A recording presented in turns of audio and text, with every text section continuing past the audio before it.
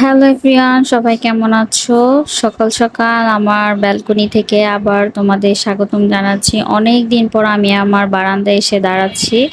তো অনেক দিন বারান্দায় আসা হয় না, যেহেতু আম্মুর বাসায় ছিলাম। তো সকাল সকাল বারান্দায় এসে দাঁড়িয়ে দেখি আমার গাছগুলোর কি অবস্থা। যেহেতু আমি ছিলাম না, তো ভালোভাবে গাছে টেক কেয়ার করা হয়নি।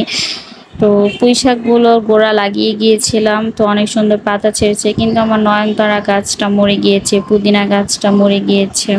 কি আর করার। তো উঠতে উঠতে দেখে হাজব্যান্ড আগেই সকাল সকাল চাটা বসিয়ে দিয়েছে, যেহেতু এতদিন আম্মুর বাসায় ছিলাম, ঘুম থেকে উঠে নাস্তা পেতাম, কিন্তু এখন আর সে আনামারটা নেই। তো হাজব্যান্ড আগেই চাটা বসিয়ে দিয়েছে, প্রায় সময় ও আগে উঠে পড়ে আমার, তো চা বসিয়ে দেয়। তো আমরা নাস্তাটা করে ফেললাম, নাস্তা টাস্তা করে কাজে মানে যোগদান করে ফেললাম, যেহেতু এতদিন কাজ থেকে বিরত ছিলাম, আম্মুর বাসায় আরামে ছিলাম। কি আর করার, মেয়েদের এটাই জীবন। আসলে যতই আরাম করো যাই করো, নিজের সংসারে এসে নিজের কাজ নিজেকে করতে হবে। আর নিজের কাজ নিজে করতে ভালোই লাগে। অনেকদিন আরাম করার পর নিজের বাসায় এসে আসলে একটা অন্যরকম শান্তিও কাজ করছে। আসলে নিজের সংসার হয়ে যাওয়ার পর তখন আর আসলে যতই আরাম করি যাই করি না কেন, নিজের সংসারের প্রতি আলাদা একটা টান সব মেয়েদেরই হয়তো বা থাকে। তো আমারও আমার সংসারের প্রতি একটা আলাদা টান আছে। আমার সব কাজের প্রতি আমার ইচ্ছাকৃতভাবে আমি করি, আমার ভালো লাগে। কখনো বুয়ার উপর ডিপেন্ডেন্ট হই না, আমার নিজের কাজ নিজেরই করতে ভালো লাগে। তো বাসায় এসে আমি 2 রুমে চাদরটা চেঞ্জ করে দিয়েছি, যেহেতু অনেকদিন ছিলাম না, চাদরটা ময়লা হয়ে গিয়েছে। আর যত কষ্ট হোক যাই হোক, আমি সবসময় চেষ্টা করি আমার বাসাটাকে গোছগাছ করে রাখার জন্য, ক্লিন করে রাখার জন্য। অনেকে বলে যে বাচ্চা নিয়ে কাজ করা যায় না। হ্যাঁ, এটা ঠিক, বাচ্চা নিয়ে কাজ করতে অনেক বেশি কষ্ট হয়, কিন্তু এটাও সত্যি কথা, যারা সবসময় গুছিয়ে সাজিয়ে থাকতে পছন্দ করে তাদের কাছে সবসময় এগুলোই ভালো লাগে। দেখবেন কাজ ফেলে দিয়ে অনেকেই বসে থাকে, অনেকে ঘুরে বেড়ায়, কিন্তু আমার কাছে এই জিনিসটা একদমই ভালো লাগে না। যখন আমি আমার ঘরটাকে পরিপাটি করে রাখি, গুছিয়ে সাজিয়ে রাখি, আমার কাছে খুব ভালো লাগে। আর আমার মেয়েও আমার এই সব কিছু দেখে ও নিজের মধ্যে এটা আস্তে আস্তে করেছে। ও সব কিছু গুছিয়ে গাছিয়ে রাখে, যতই খেলা করুক নষ্ট করুক, খেলা শেষে ও কিন্তু আমারটা দেখা দেখি করে কিন্তু সুন্দর করে গুছিয়ে রাখে। মায়েদের থেকে বাচ্চারা শিখে আসলে। তো দেখে যেহেতু আমি সবসময় গোছানো ভাবে রাখি, সাজিয়ে রাখি, তো ও আমার মেয়েও চেষ্টা করে সবসময় সেভাবেই রাখতে।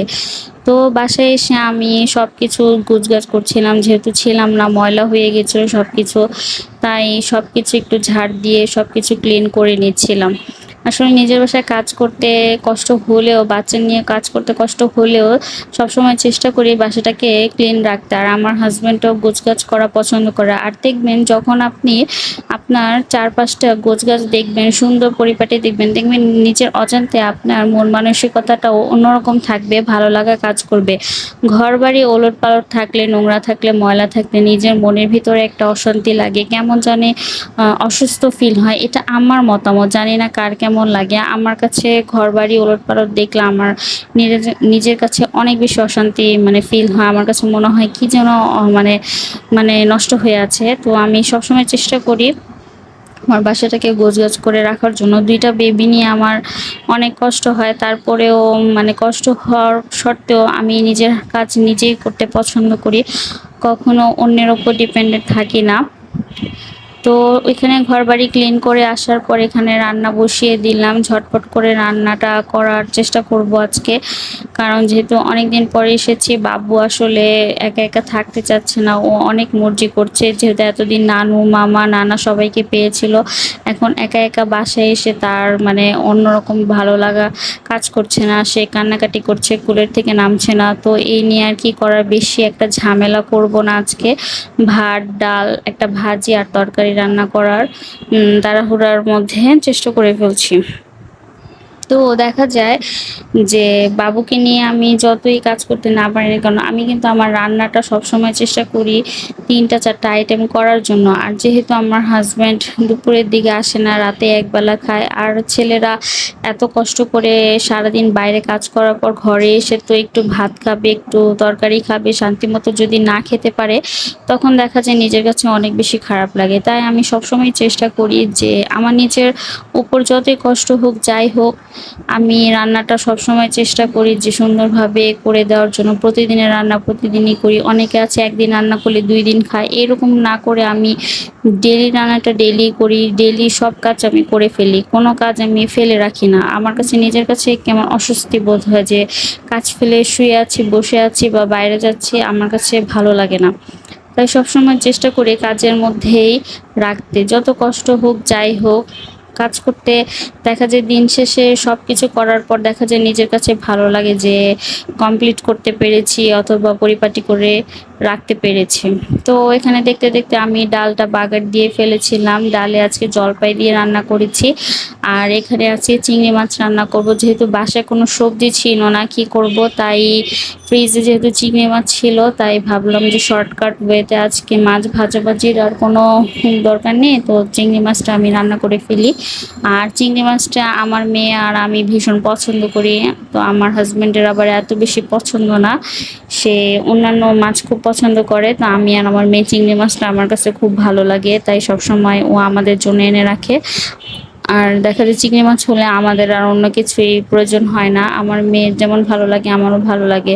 তো এখানে আমি কিছু আলু দিয়ে দিচ্ছি। যেহেতু বাসায় কোনো সবজি নেই তাই আলু দিয়ে চিংড়ি মাছটা রান্না করে ফেলছি। আর আলু দিয়ে চিংড়ি মাছ রান্না করতে কিন্তু ভালোই লাগে। আর দেখা যায় চিংড়ি মাছ এমন একটা মাছ যেকোনো একটা সবজি দিয়ে রান্না করলেই কিন্তু তরকারির স্বাদটা অনেক গুণ বেড়ে যায়। তো এই যে দেখেন আমি ঝোলের পানি দিয়ে দিয়েছি। রান্নাটা আমার অলমোস্ট শেষ হয়ে আসছে। তো এখানে আমি একটু জিরে গুঁড়ো দিয়ে দিলাম, ভাজা জিরের গুঁড়ো। তো অন্য পাশে ভাতও রান্না হয়ে গেছে, ডাল রান্না হয়ে গেছে। আর আমি একটু পেঁপে ভাজি করে নিয়েছিলাম। শর্টকাট তাড়াতাড়ি। আসলে সবকিছু দেখানো সম্ভব হয় না। যেহেতু একা হাতে কাজ করছি আর মেয়েটাও বিরক্ত করছে। তো কাজ করে আরও আমি গোসল করে নামাজ পড়ে নিয়েছি। তো আজকে ভাত খেতে, খেতে অনেক বেশি দেরি হয়ে গিয়েছিল। অনেক কাজ করেছি বাসার সবকিছু আসলে ভিডিওতে দেখানো সম্ভব হয় না। যতটুকু পারি ততটুকু আপনাদের সাথে শেয়ার করি। অনেক কষ্ট করে আসলে ভিডিও করি, যাই করি। আপনারা পছন্দ করেন কিনা জানি না। কমেন্ট করবেন আপনারা। আমাকে লাইক সাপোর্ট করবেন। তো ভিডিওটা কেমন লাগলো জানাবেন। আল্লাহ হাফেজ।